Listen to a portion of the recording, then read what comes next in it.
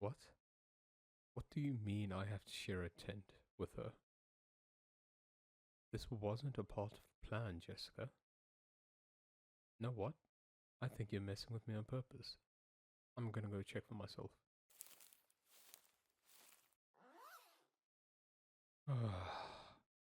What are you doing in my tent?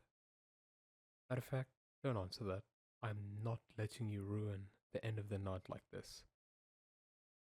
Jess, look, just swap tents with me for the night, okay? I honestly cannot believe that you guys made these plans without me. So what if she didn't bring her own tent? She can spend the night with you then. Oh my god, fine, fine, I'll deal with it. But only for tonight. Tomorrow night, she sleeps in the car, or else I drive back home. Don't look at me like that. You just stay there and keep the noise to the bare minimum, okay? I want to get enough rest so that I'll be able to get us some fish by the lake tomorrow morning. Yeah, well, someone has to be the one getting us food for tomorrow. And it just so happens that I'm pretty good in fishing. So, unless you don't want to have lunch tomorrow, zip it. Whose idea was this anyway? Was it yours? Because I know damn well you'd pull some nonsense off like this. Pretty convenient that the only person you have to share a tent with is the person you screwed over so many times growing up. Ah, why am I even here? Oh, don't look so confused. You know exactly what I mean by that. We were pretty chill with each other a couple of years ago. Dare I even say we were somewhat friends? And then you just stopped talking to me one day, and eventually it got to the point where we didn't even say hello to each other anymore. You made me think that there was a problem with me or something, but no, the real problem was that you used to hang around that toxic friend group of yours. What? You, you don't hang out with them anymore? Oh, that's rich. Did you start to ghost them just like how you ghosted me? Well, what happened? Look, you're already this far into your story. Why back out now? I mean, not that I care, but it was probably your fault in the first place. So you're telling me that they were forcing you into a lifestyle that you didn't want to live. And now the only friend you have is Jessica. Well, I mean, Jess is a little bit loopy at times, I'm sure you can tell, but she does have a good heart when it comes to finding the good in most people. Look, I may feel sorry for you, but just know that I will forever hold a taste of bitterness towards you for a long time. Since when? How could you even ask me that? Do you not remember the time where you literally almost tripped me down the stairs in front of your friend group at the time just so you could seem cool? Yeah, that was the turning point for me. Like, you were a cool person long before you even started hanging around those trash bags you once called friends. Cool to me, at least. I can't believe I'm actually sympathizing with you right now. Well, I am glad that you don't hang around them anymore. You've always been a smart and funny person, and seeing that all go to waste at that time really did a number on me. I was heavily introverted at the time, and you were like one of the only people that made me feel comfortable from time to time. My parents loved you whenever you came over to the house to watch Ed and Eddie after school, remember? They were always teasing us about how we looked cute together, and never mind. Just why didn't you tell me this at the time instead of avoiding me for so long? Not to say that I was going to forgive you at the time, because chances are I wasn't, but just why? You felt embarrassed. Wow, that's a shock. I never took you for the type of person that would feel embarrassed easily. You were always so confident and tough, and I admired that about you. Believe me when I say I tried everything in my power to be like you. You were kinda my role model now that I think about it. I don't know why I'm telling you all of this. It just feels right.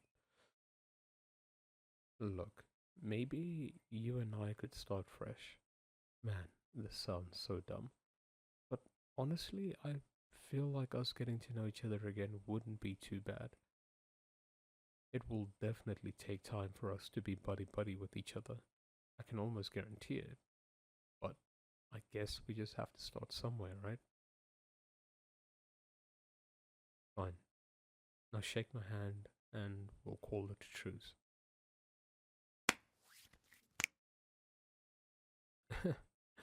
You still remember our secret handshake as well. I'm impressed.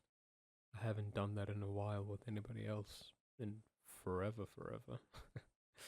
The classic handshake, to snapping fingers, gun fingers in the air. Uh, Time really has moved on, hasn't it? So, I know we just decided to take our friendship slow, but there is something else I want to tell you. Just with how this conversation turned out, I feel like it's only fair that I tell you a secret of mine, since, you told me a secret of yours. Yeah, well, about that. I think there's a reason for that. A reason that I'm pretty comfortable sharing with you. Mainly because it sounds ridiculous and you're probably not even going to be thinking much about it by the time you wake up tomorrow. uh, um, so the reason why I liked looking up to you all those years ago is because at that point in time, I think I was crushing on you, like pretty hard. Actually, no, that's a lie. I don't think I was crushing on you. I know for a fact that I was crushing on you. Reason was because I never looked at anyone else the same way I looked at you back then. So when you started hanging around that friend group of yours before meeting Jessica, I was just really hurt. The pain almost felt as if we broke up, even without dating each other, which is crazy to me, but yeah. And thing is, that crush has never gone away since. Over the years, I just pushed it to the back seat and made it enjoy the ride. Not only was I acting cold towards you because I thought I hated you and that you hated me, but it's just that I was so angry at the fact that you and I were never going to be together romantically. So I just repressed my feelings for you, and it seems like they just turned into anger. So every time I lashed out on you in anger, um, that was me subconsciously letting you know that I still have feelings for you and not just as wanting to be friends. And yeah, I struggled with that. I should have worded everything better together. But here we are. I'm sorry for making things awkward right now if I did. I know we just agreed to take things slow as friends again only a couple minutes ago, but if I kept on holding on to the secret of mine, I genuinely don't think I would be able to cope. I'm able to keep things bottled up inside of me for a very long time, but you have to remember that this secret was in a lockbox inside of me for literal years. And I know you've had the same feelings for me as well, but even though I was head over heels for you, I just couldn't be with you at that point in time until you actually tried to sort yourself out. And it Does seem like you're trying just that now. Well, keep it up, because the more you keep trying, the less baggage you'll be carrying around in the future, which means the more likely you and I will be just more than friends, perhaps. You told me your secret, and now I've told you mine. I guess we're even then. Just do me a favor and not make things awkward after this, okay? We've made way too much progress tonight for it to just be crapped out in a couple of minutes.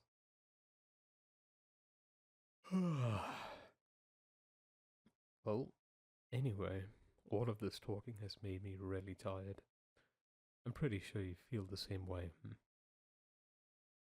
Yeah, why don't we just call it a night here, then we can continue having a chat tomorrow.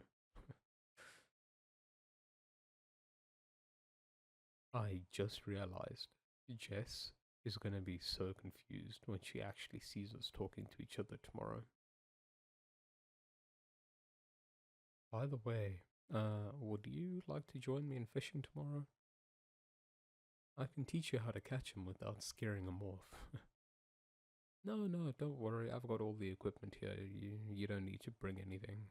Just make sure you're up by 6 o'clock so that we can head to the lake as early as possible. Awesome. And thanks again for the talk.